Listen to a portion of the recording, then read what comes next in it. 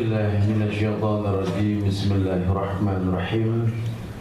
السلام عليكم ورحمة الله وبركاته. السلام ورحمة الله. الحمد لله حمدا كثيرا طيبا مباركا فيه كما يحب ربنا ويرضى. أشهد أن لا إله إلا الله وحده لا شريك له وأشهد أن محمدا عبده ورسوله. يا أيها الذين آمنوا اتقوا الله حق تقاته ولا تموتن إلا وأنتم مسلمون. يا أيها الناس اتقوا ربكم الذي خلقكم من نفس واحدة وخلق منها زوجها وبث منكما رجالا كثيرا ونساء. واتقوا الله الذي تساءلون به والأرحام إن الله كان عليكم رقيبا. يا أيها الذين آمنوا اتقوا الله وقولوا قولا سديدا يصلح لكم أعمالكم ويغفر لكم ذنوبكم ومن يطع الله ورسوله فقد فاز فوزا عظيما. أما بعد فإن أحسن الكلام كلام الله وخير الهدى هدى محمد صلى الله عليه وسلم وشر الأمور محدثاتها وكل محدثات بدعة وكل بدعة ضلالة وكل ضلالة في النار. Ma'asyiral muslimin wal muslimat, sidang majelis yang semoga Allah muliakan dunia dan akhirat. Alhamdulillah, Allah mudahkan kita untuk bisa berkumpul kembali di majelis ilmu di Mushola Al-Kautsar ini, yang mudah-mudahan Allah jadikan kumpul kita sebagai bentuk ibadah kita kepada Allah, dan kita berharap Allah jadikan hari yang akan datang lebih baik dibanding hari ini insyaallah. Jamaah Allah muliakan, fawaid, yakni mengambil faedah dari semua kejadian ketika kita hidup di atas dunia. Orang Islam yakin sekali bahwa dunia ini mazra'atul akhirah, bahwa dunia ini merupakan tempat bercocok tanam untuk akhirat. Maka kalau sifatnya menanam, pasti bakal memetik. Makanya mayazra yahsud, siapa yang nanam dia pasti akan panen, akan menuai. Dia orang yang betul-betul tahu bahwa apa yang dia rasakan di atas muka bumi ini adalah sesuatu yang bakal dia petik, dia akan datang.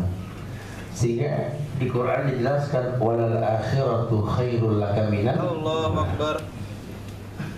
Akhirat ini lebih mulia ketimbang dunia. Agar manusia paham bahwa dunia cuma bercocok tanam, metiknya nanti di akhirat, gitu ya. Makanya di yang lampau seperti ditekankan hadis Nabi yang mengatakan ad-dunya mal'una wa mal'unun ma fiha illa dzikrullah wa mawalah alim atau muta'alim. Karena hukum asal dunia mal'una, ad-dunya mal'una, dunia ini terlaknat. Wa mal'unun ma fiha, dan terlaknat semua yang di dalamnya, kata Rasul. Illa dzikrullah wa mawadah, kecuali zikir untuk Allah atau ibadah yang dikhususkan untuk Allah. Makanya kalau di dunia kita nggak mengingat Allah, nggak berzikir, di dunia kita nggak beribadah untuk Allah, mal'unah, terlaknat gitu. Allahu Akbar. Dan terbukti berapa banyak orang terlena karena dunia. Dunia mata'ul ghurur, dunia kenikmatan yang menipu. Alim atau ta'lim, atau yang lainnya orang yang berilmu atau orang yang menuntut ilmu. Oh, ini masyhur. Maka dikatakan innallaha wa malaikatahu wa ahlas samawati wal ardin hatta namlah fi juhriha wa hatta al-hud la yusalluna ala mu'allimil khair. Allah dan para malaikat dan seluruh penghuni langit yang 7 dan seluruh penghuni bumi, bahkan hatta namlah fi juhriha, sampai semut di dalam lubangnya, wa hatta al-hud, sampai ikan di samudra yang luas, la yusalluna ala mu'allimil khair, akan selalu berdoa sama orang yang alim, orang yang menuntut ilmu. Insyaallah. Sayangnya kalau kita nggak belajar sayang, kita nyari sesuatu yang bakal kita tinggalkan. Padahal walal akhiratu khairul laka minal dunya. Sering nih dibaca walal akhiratu khairul laka minal dunya. Cuma kadang-kadang kita nggak mahamin, nggak ngedalamin. Kafa bil maut nasihat, maut sebagai nasihat. Nah, ulama sering menggiring kita untuk mengerti ya, yuk ada istilah tamasya ke surga. Orang bisa jalan ke surga ini dengan tamattu, dengan nikmat. Nah, kenikmatan itu apa? Ibadah. Karena kalau buat orang yang berilmu tidak ada kenikmatan melebihi kenikmatan ibadah. Ya, kalau nggak beribadah kayak ada yang kurang. Kenapa? Karena memang dia tercipta untuk itu. Jadi kayak bahan makanan pokok orang Indonesia. Seenak-enak yang makanan di luar itu kalau nggak kena nasi kayak ada yang kurang, betul. Nggak nendang nih kan? Kalau nggak kena nasi nggak nendang. Karena bahan makanan pokok gitu ya. Sama orang yang tahu hidupnya buat ibadah, sehingga kalau dia nggak beribadah kayak ada yang kurang. Ya itu dia rasa sendiri, nggak perlu diekspos lah. Karena memang dia tercipta untuk itu. Nah, ini ada beberapa hal yang kita bisa baca dalam bentuk hadis Rasulullah Sallallahu Alaihi Wasallam, bahwa Nabi pernah bersabda, An Rabi'ah bin Ka'ab al-Aslami qala kuntu abitu ma'a Rasulillah Sallallahu Alaihi Wasallam fa ataituhu biwudu'ihi wa hajatihi faqala sal faqultu as'aluka murafaqataka fil jannah qala aghayyara dhalika qultu wa dhaka qala fa'inni ala nafsika bikasratis sujud. Ini bocoran Rasul nih dari sahabat yang bernama Rabi'ah ibni Ka'ab. Kata Rabi'ah ibni Ka'ab, dulu aku ini pernah bermalam bersama Rasul. Kuntu abitu bata yabitu basana abitu nam. Stay up, begadang bersama Rasul. Selesai tidur bangun tahajud, abitu malam bersama Rasulullah. Fa'ataituhu biwadu'ihi. Kemudian aku mengambilkan wadu'ihi, air wudu untuk Rasul. Wa hajatihi, dan aku pun melihat memberikan segala hajat kebutuhan Rasul gitu. Faqala li, kemudian Nabi bersabda kepadaku, faqala li sal minta sesuatu. Sunnah ya, kalau ada orang bantu kita sesuatu, kita minta sal ya. Apa yang bisa saya kasih balasan sama kamu? Boleh. Sal ya. Jadi sebenarnya memang hadiah dalam Islam itu biasa, bukan berarti boleh gratifikasi ya. Tetap nanti ada babnya berbeda itu. Cuma Nabi memang orangnya nggak pengen senang menerima, dia senang memberi. Karena hukum asal al-yadul ulya khairun min yadis sufla. Tangan yang di atas lebih baik daripada tangan yang di bawah. Nah, sal faqultu as'aluka murafaqataka fil jannah. Minta sesuatu dari kita. Kemudian Rabi'ah bin Ka'ab ini mengatakan, faqultu as'aluhu an urafiqahu murafaqataka fil jannah. Aku pengen mendampingimu di surga nanti ya Rasulullah. Gitu. Wah, ini pinter banget mintanya. Minta sesuatu, ya udah, tolong mintakan sama Allah agar aku bisa mendampingimu di surga ya Rasulullah. Masya Allah. Kalau khair zalik, kata Nabi, selain itu. Terlalu berat yang diminta ini. Kultu huwa dzaka, udah itu aja ya Rasul. Karena disuruh minta ya saya minta itu aja, enggak pengen yang lain. Ambil dan semuanya ambil. Itu jangan gitu. Faqala Rasul fa'inni ala nafsika bikasratis sujud. Oke. Kalau memang begitu, a'inni ya akhi. Tolong saya. A'inni ala nafsika bikasratis sujud. Tolong aku di mana kamu memperbanyak sujud. Masya Allah. Sehingga ulama menyimpulkan tamasya ke surga ini adalah kemudahan dalam bentuk sujud. Orang yang hobi sujud sama Allah ini ternyata kemungkinan besar jadi pendamping Rasul di akhirat nanti. Makanya ulama kalau sujud nggak ada kayak matok ayam matok makanan gitu loh. Ulama, Masya Allah. Bahkan sedekat-dekat hamba kepada Tuhannya ketika sujud. Ya, Nabi berwasilah, meminta wasilah, tolong kamu perbanyak sujud. Di sini menandakan bolehnya kita bertawasul dengan amal soleh. Ya, kita tawasul sama amal soleh boleh. Kita bertawasul dengan ayat-ayat Allah boleh, dengan kalimat-kalimat Allah boleh. Yang nggak boleh kita bertawasul pada sesuatu yang tidak layak ditawasuli. Nanti ada babnya tersendiri tawasul ini. Ya, saya bilang tawasul nggak boleh, tapi meminta pertolongan ada sesuatu yang bisa menolong kita. Bertawasul kepada dokter untuk menjadi wasilah agar Allah sembuhkan saya, boleh, ahlinya. Bertawasul sama ahlul ilmi untuk mendoakan kita, mudah-mudahan melalui doanya dia bisa memohon ke Allah, asal tuh ahlul ilminya masih hidup. Jadi ulama sehebat apapun, namanya setinggi apapun, kalau udah mati nggak boleh kita minta-minta, cukup mendoakan. Ya, makanya jawaban doanya sama. Kita masuk ke makam keramat, makam biasa, taman makam pahlawan, Sandiaga atau apa istilahnya, demi Allah tetap doanya sama, assalamualaikum ahlal kubur. Dan kita nggak membutuhkan jawaban, betul? Kalau dijawab repotnya. Ini menandakan mayit sudah tidak mampu untuk menjawab salam dari orang yang hidup, apalagi diminta tolongin, ya. Nabi hanya mengatakan, kalau kamu pengen mendampingiku di surga, a'inni ya akhi ala nafsika bika serti sujud. Tolong aku dong. Ya, tolong aku. Kamu akan minta sama Allah, kamu akan mendampingiku di surga nanti. Tapi a'inni ya akhi ala nafsika. Tolong bantu dirimu itu bika serti sujud, dengan banyak sujud. Ima diterjemahkan sujud mutlak sujud, atau memang sholat yang diperbanyak. Karena bab ini nanti berkaitan dengan sholat nafilah, sholat yang sifatnya tambahan. La yazalu abdi yataqarrabu ilayya bin nawafil, nafilah.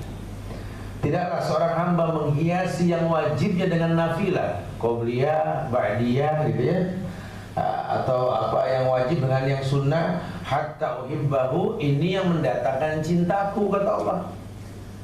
Kalau manusia sholat 5 waktu, Allah senyum, Allah bangga. Kenapa? Berhasil menciptakan manusia sujud.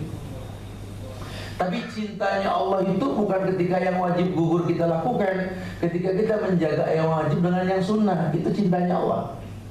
Hatta uhibbahu, sampai aku jatuh cinta.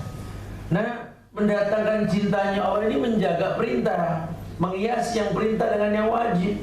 Bukan cuma sekedar menutupi yang kurang dari yang wajib dengan yang sunnah. Boleh, ulama nggak menyalahkan bahwa fungsi sholat sunnah itu menutup kekurangan yang wajib, betul, betul sekali.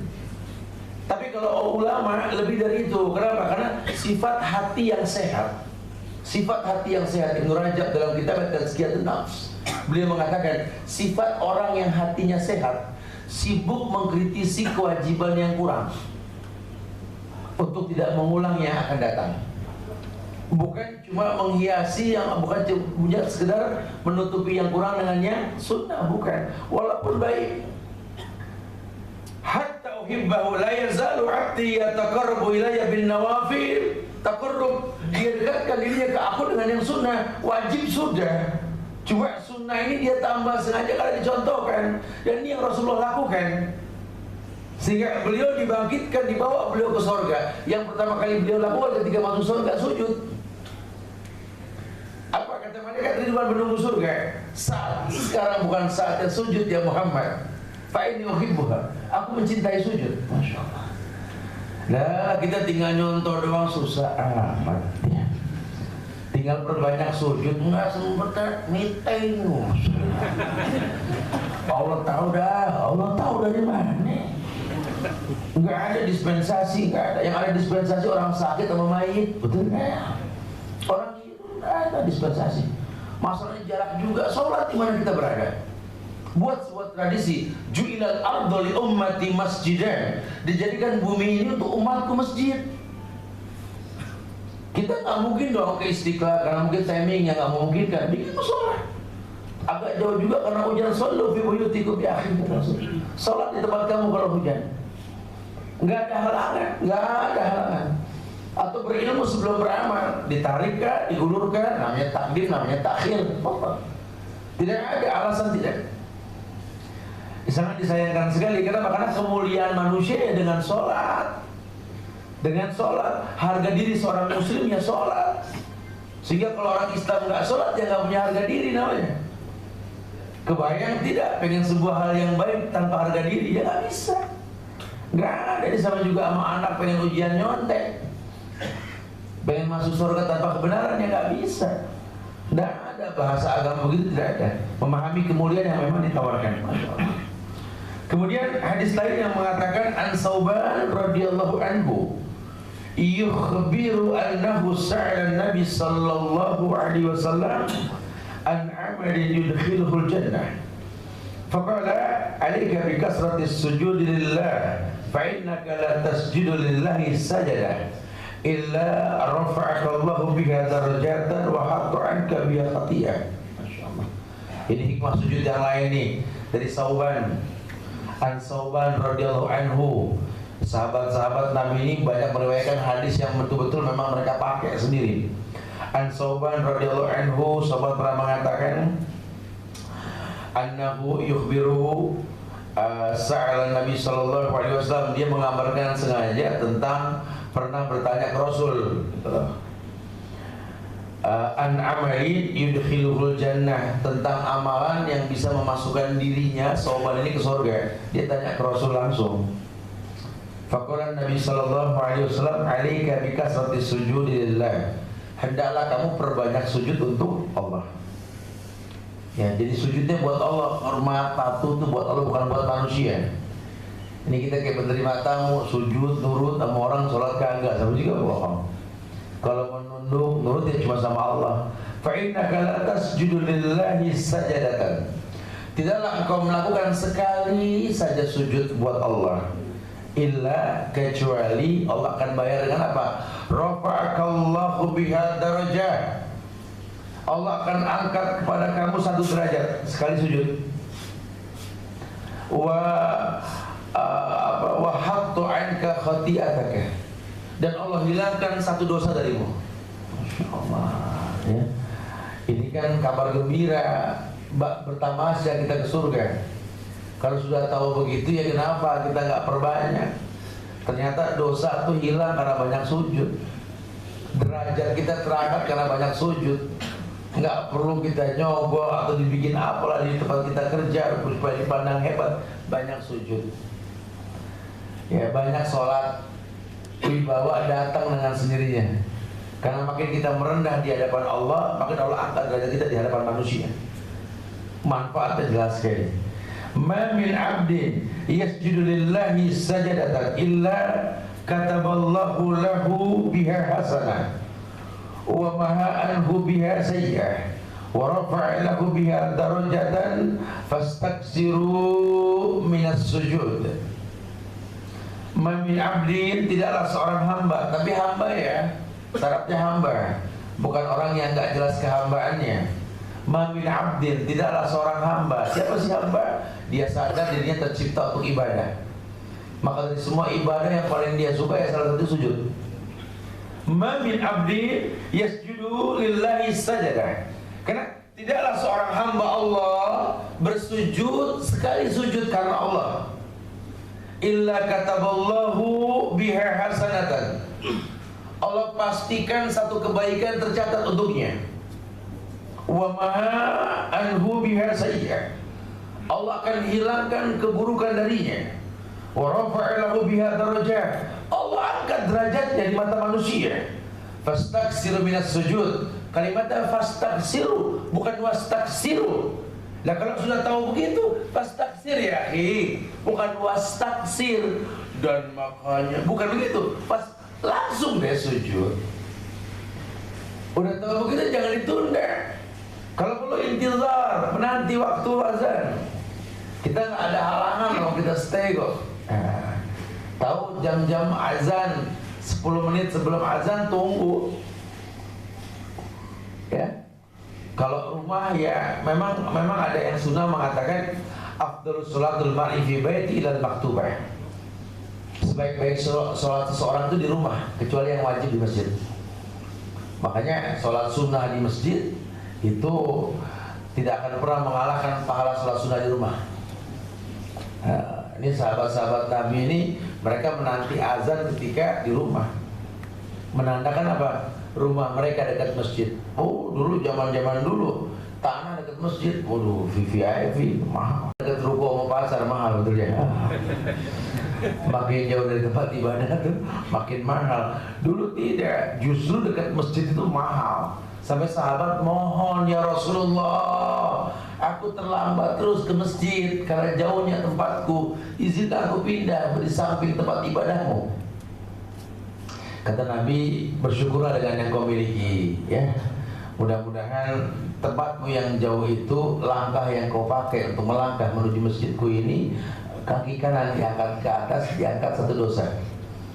Kaki kiri turun ke bawah, diberikan satu pahala. Oh, Masya Allah.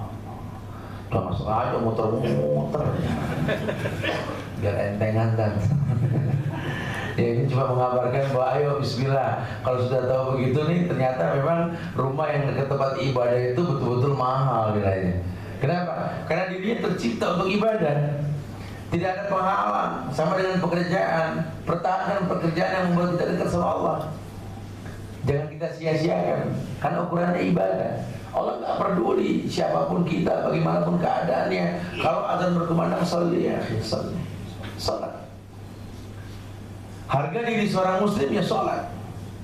Al-ahdu bainana wa baina syirik wal kufar tarkus salat.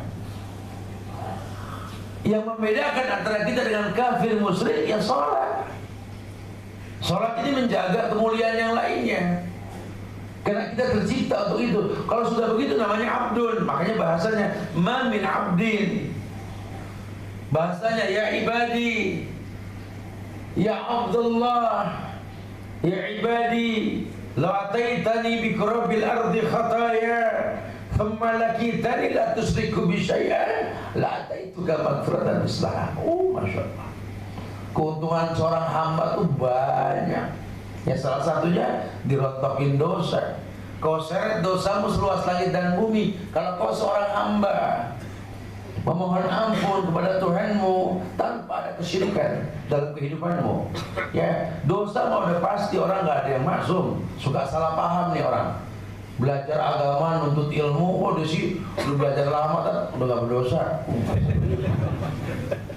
Nggak ada orang yang maksum, sudah. Ya. Terus buat apa dia belajar kalau dia masih berdosa? Ya dia manusia. Ada lupa, ada salah. Kita nuntut sempurna, bukan manusia tempatnya. Kesempurnaannya milik Allah. Nah, kalau manusia ukurannya apa? Apa manfaat kita buat dia atau manfaat dia buat kita? Ukurannya begitu. Namanya ekosistem. Kadang-kadang rezeki maling melalui kita, betul? Ya. Kadang-kadang rezeki orang susah memang melalui kita, atau sebaliknya. Masya Allah. Hal tunsaruna wa turzakuna bidu'afaikum. Kamu jadi hebat emang karena apa? Gak sadar ya? Kamu kasih bantuan ke orang miskin kemarin. Dia bilang, ya Allah, alhamdulillah, muliakan orang ini. Tuh doanya sampai ke langit. 7 lapis langit menanti 2 orang-orang susah yang saleh. Orang-orang yang dhaif, yang disampaikan di yang lampau. Hal adulluka ala ahli jannah wa adulluka ala ahli nar. Wahai sahabat-sahabat, kata Rasulullah, maukah kalian kuberitahukan tentang orang-orang penghuni surga dan orang-orang yang menghuni neraka? Sahabat bilang mau. Dapat bocoran tentang penghuni surga? Mau. Ya kali aja mirip. Apa yang bilang? Kullu du'ifin mutada'if. Setiap orang yang lemah, capek, tapi gak dibikin-bikin, tuh ahli surga. Kita nih wajib nafkah kan laki-laki nih. Berangkat pagi, pulang sore karena Allah. Capek, lelah nih, Masya Allah. Ya, berteman dengan terik matahari, kena hujan, macet, ya Allah. Hampir rumah tuh kayaknya mata sipit. Udah gitu bakal ditanya, capek Pak? Allahu Akbar. Air, bukan nanya. Ya, ibu harus paham, orang capek jangan ditanya, capek Pak? Jangan. Itu pasti capek, udah pagi pulang sore tiap harinya. Orang capek dihilangkan capeknya. Ya jangan kayak anak kecil ngeliat ibunya masak terus pusing palanya gini. Mama pusing mah? Enggak, lagi bahagia. Gitu ya. Dia sudah pusing, sudah pasti gitu ya. Hilangkan pusingnya, nggak usah ditanya. Kullu dhaifin mutadhaif. Orang yang lemah, ya nggak dibuat-buat lemahnya, emang lemah, emang capek. Ya Allah, enggak, kita nggak pengen target dunia, nggak pengen nama besar di mata manusia, enggak. Yang penting rezeki yang halal, mencetak generasi robbani. Anak-anak yang habli minas solihin, nggak perlu tajirin, tawilin, jamilin, dan solihin cukup. Nggak perlu kaya, keren apa enggak soleh, yang penting udah. Kenapa? Karena biar dia sadar bahwa ayahnya ini makin hari makin lemah, bukan makin kuat. Kalau dulu ayah nggak suka ditanya-tanya, karena kecil aja ditanyain mulu. Sekarang senang ditanya. Apa yang mau dia disiapkan, apa senang kayak anak kecil. Kita lama-lama kayak anak kecil, kita pengen punya anak yang kayak begitu. Tapi kan nggak mungkin terbentuk seperti itu kalau yang dimakan yang haram, yang syubhat. Maka kita banting tulang ini bukan karena, demi Allah, karena Allah untuk sebuah kebaikan. Daif ya, mutadaif, orang yang lemah ya nggak dibikin-bikin. Emang lemah, emang capek. Apalagi kalau sampai dia pulang ke rumah udah nggak bisa apa-apain, ya istirahat total, mendusin malam, tahajud, ya dalam keadaan lelah dia sedekahkan waktu istirahat dia buat Allah. Ini dua orang yang kayak begini, Allah tunda kiamat karena ada orang tua yang beristighfar di malam hari. Masya Allah. Ya, tidak ada kerugian. Kebalikannya kata Allah apa? Hal adulluka, kata Rasul, hal adulluka ala ahli nar. Maukah kalian kuberitahukan tentang karakter penghuni neraka? Na'am ya Rasulullah. Kullu utulin jawazin mustakbir. Setiap orang yang gede ngomongnya, tinggi bahasanya, sombong dalam bertutur kata. Lihat, ahli surga tidak tertarik. Yang ada dia banyak sujud. Orang yang berilmu, bapak dia makin berisi makin beruntung. Bukan makin sombong, bukan. Apa yang mau disombongkan? Lalu semua titipan Allah.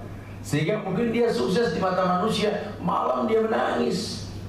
Dia adukan semua keluh kesahnya ke Allah, malu. Allah sudah muliakan. Alladzi anqadha zahrak wa rafa'na laka dzikrak. Allah sudah bilang, ku angkat masalahmu yang memberatkan pundakmu, terangkat karena zikirmu. Sekarang kamu jadi mulia karena zikirmu. Dulu ya orang Masya Allah agamanya bagus, waktu belum jadi pejabat, Senin Kemis rutin sedekah, Masya Allah, silaturahmi gak putus. Sekarang sudah sibuk, gak sempet lagi. Dia bangun malam, dia menangis, memohon ampun kepada Allah, bukan khilaf, karena waktu yang gak memungkinkan. Sehingga dia minta dua nikmat lagi ke Allah, ni'matani maghbunun fihima katsirun minan nas. Dua nikmat yang dia nggak rasakan sekarang. Lelah jadi sakit, kemudian sibuk nggak punya waktu kosong. Dia minta sehat dan waktu kosong. Makanya ketika punya waktu kosong, oh Masya Allah, betul-betul ketertarikan untuk bisa kumpul di tempat-tempat yang manfaat. Masya Allah, ternyata asik ya. Hari libur kita ngaji, kita dialog dan lain sebagainya. Masya Allah. Faidah faragta fansab. Bertendang ke rumah ulama, bawa anak-anak kita, lihat cara ulama minum, lihat cara ulama ngomong, lihat rumah ulama, WC-nya nggak ada yang ada membelakangi kiblat ya. Lihat cara minum mereka, lihat cara duduk mereka, lihat tenangnya rumah orang soleh, nggak sibuk sama gambar dan pajangan. Lihat, coba ambil kesimpulan. Mumpung punya waktu kosong, mumpung libur. Ini enggak waktu kosong, melibur, dia tinggal ngeliatin gunung, ngeliatin laut. Bukan nggak boleh, itu refreshing sih boleh-boleh aja. Cuma kalau manfaatnya nggak kelihatan buat agama kita, ya jangan dirutinkan yang seperti itu. Faidah faragta, punya waktu kosong, isi. Itu bahasa agama seperti itu. Masya Allah. Ya, mudah-mudahan Allah berbanyak kita untuk bisa mudah sujud dengan cara yang benar yang dicontohkan. Silakan yang mau bertanya. Akhirul da'wana alhamdulillahirabbil alamin. Nah,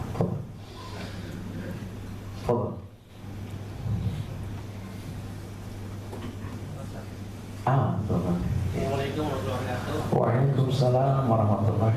Mau ingin bertanya kaitan dengan Al-Maidah 51, tapi konteksnya tidak memimpin. Iya. Nah, orang-orang yang bekerja dengan orang-orang kafir, misalnya Iya. perusahaan yang dikuasai oleh orang kafir. Iya. Nah, kita yang ada di sana itu bagaimana? Ayo. Sebenarnya kalau yang namanya muamalah, hukum asalnya sama orang kafir boleh, Pak. Kecuali ada islah, karena kebijakannya mengganggu ibadah. Karena hukum asalnya Nabi wafat, baju besinya digadaikan sama Yahudi. Sementara dia punya besan kaya, dua Abu Bakar sama Umar kaya-kaya itu. Mantunya kaya, Zunurain, Utsman. Seberapa susahnya sih beliau lagi miskin mau meninggal, ya, minjem duit atau minta duit, kok pakai gadein baju perang ke Yahudi. Inilah walaqad kana lakum fi Rasulillahi uswatun hasanah. Telah ada suri teladan yang terbaik pada Rasulullah, menandakan kita boleh berbisnis sama orang kafir. Tinggal tergantung jenis bisnisnya, Pak. Nah, perusahaan itu bergerak di bidang apa? Kalau bidangnya haram, wala ta'awanu 'alal ismi wal 'udwan. Kita nggak boleh tolong-menolong dalam perbuatan yang haram. Nah, kenapa? Karena orang-orang kafir ini nggak bisa didakwahi dengan qala Allah wa qala Rasul. Dia didakwahi dengan amaliyah, akhlak. Target hidup ini kan dakwah. Oh, bos saya tuh orang dari RRC dan ketemu saya ajak ngomong nggak bisa jawab, dan saya bilang qala Allah qala Rasul. Akhlak, tingkah laku. Islam tawarkan mengucap salam sama orang kafir kan? Boleh kita teman kita yang kafir, salamun ala man ittaba'al huda. Senyum. Apa tuh artinya tuh? Bentar, hanya Ustaz dulu. Oh, udah hafal asik. Keselamatan buat orang yang mengikuti hidayah. Itu bahasa Rasul kami kepada Heraklius, kepada Mukaukis, kepada Kisra. Siapa bilang Islam nggak boleh mengucap salam sama orang kafir? Salamun ala man ittaba'al huda. Bukan salam sejahtera. Apalagi pakai Mary sama gongsi, nggak ada. Salamun ala man ittaba'al huda. Boleh Pak, dibiasakan kalau lagi rapat Pak. Assalamualaikum warahmatullahi wabarakatuh. Buat yang berbeda agama, salamun ala man ittaba'al huda. Baiklah, masya Allah. Budayakan, karena Nabi membudayakan seperti itu, Allah muliakan kita insya Allah. Jadi ada muamalah, boleh. Boleh. Beda dengan yang dimaksud Al-Maidah ayat 51, mutlak pemimpin, di mana keputusan dipegang oleh pemimpin tersebut. Nah, ini haram, nggak diperbolehkan. Si Nusron ini kan bodohnya, ini kan menerjemahkan secara serampangan apa? Diganti itu dengan istilah kawan setia. Saya katakan di Mabes, karena saya banyak pengajar tunggal di Mabes, jadi saya bisa dialog bebas di sana. Ini sebenarnya provokasi. Kalau di meng-ACC terjemahan Nusron itu adalah kawan setia, letakkan pada kalimat terjemahannya. Hai orang yang beriman, jangan jadikan orang Yahudi, Kristen sebagai teman. Sejak saat itu kita nggak boleh lagi berhubungan sama orang kafir. Ini provokasi.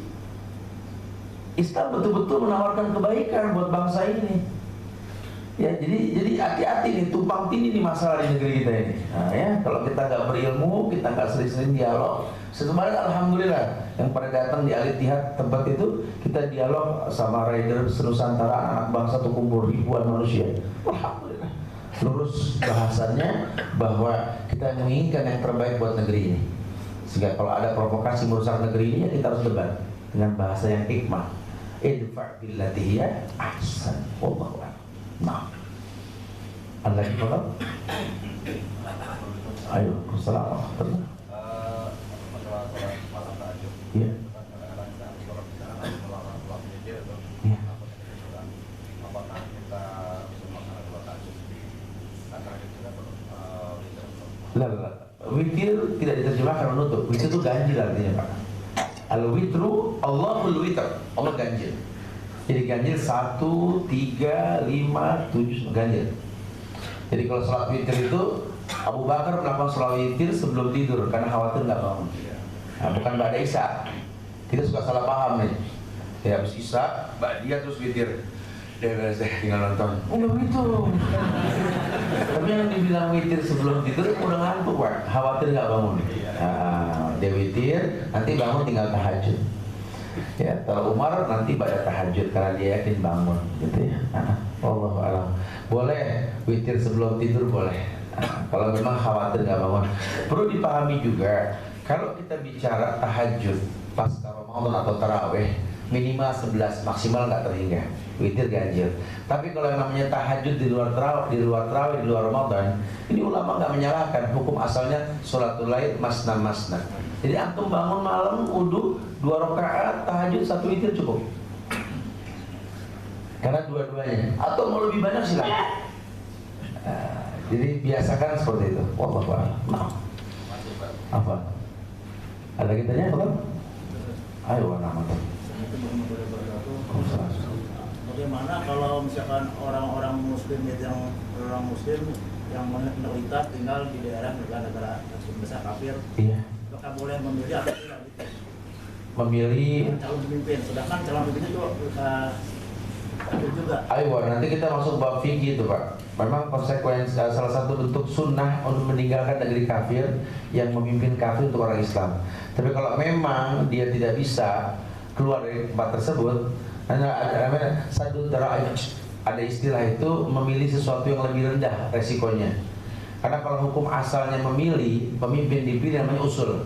Kayak di negeri kita ini, aturan main pemilunya kan nggak Islam, cuma itu usul, dasar, bukan furu. Furunya sistem demokrasi, sosialis, liberalis, khilafah, kerajaan itu namanya furu. Kita nggak ngomong furu, kita ngomong usul.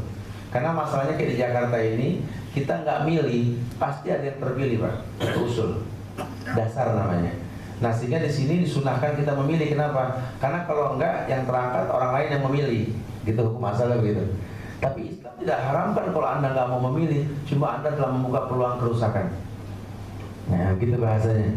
Anda sih nggak milih, ya nggak apa-apa, nggak ada masalah, nggak ada masalah. Cuma sangat disayangkan, karena kita tinggal di kota, di negeri yang pemimpinnya dipilih, sehingga Anda nggak milih pun akan terpilih. Kebayang ya? Dan kita harus tahu bahwa Islam di Indonesia ini tinggal 60,sekian%, nggak sampai 70. Ya, dikit sekali. Dan 60% Muslim Indonesia itu nggak semua di Jakarta Pak. Ya, sebagian di kota-kota lain. Taruhlah 30% di Jakarta. Dan 30% Muslim yang ada di Indonesia di Jakarta ini tidak semuanya berhak memilih Pak. 82,sekian% yang layak milih. Nah, itu pun terbagi dua, Pak Anies dan Pak Agus, betul? Nah, sehingga nanti ada orang kafir yang kita tahu tidak mungkin memilih orang Islam. Saat ini orang kafir berkoalisi untuk memilih orang kafir juga walaupun berbeda agama. Kebayang, tidak kebayang gitu ya. Ini sangat berbahaya sekali. Makanya berilmulah. Saya hanya memberikan nasihat, berilmulah sebelum beramal. Sehingga Anda nggak memilih pun Islam nggak katakan haram. Hak Anda kok itu. Nggak ada kewajiban dalam agama. Apalagi kita bingung siapa yang kita pilih itu. Tapi saat ini yang jadi permasalahan, Anda tinggal di negeri yang Anda nggak memilih pun akan ada yang terpilih. Semoga Allah berikan pemimpin yang baik, insyaallah. Karena bahasa Allah, wa ja'alna minhum a'immatan yahduna bi amrina lamma sabar. Allah janji Allah akan turunkan pemimpin yang baik yang bakal memimpin kita kalau kita sabar. Jangan terpancing emosi, jangan gampang emosi dalam hal ini. Orang turun ke jalan jangan banyak dikomentarin, itu orang emosi. Orang ini jelas emosi loh, agama dihina. Sehingga jangan banyak berdebat, ini gua boleh itu, udah akhir kelas, bas. Ya mereka lagi emosi, ada emosi diam, ada emosi ngomong, ada emosi jalan, bas. Tapi secara umum demi Allah tidak ada istilah demonstrasi itu jihad. Yang ada nasihat untuk ulil amri. Bicara nasihat nggak semua orang bisa menasihati. Jadi jangan makin bikin runyam, jangan. Ya kita saling menenangkan, saling mendoakan. Semoga Allah muliakan kota ini insyaallah pemimpin yang baik. Ya, bukan saling menghujat, mencaci, bukan di sini waktunya. Wallahu a'lam. Kita tutup kafaratul majlis. Subhanallah wa bihamdika, asyhadu an la ilaha illa anta, astaghfiruka wa atubu ilaik. Assalamualaikum warahmatullahi wabarakatuh.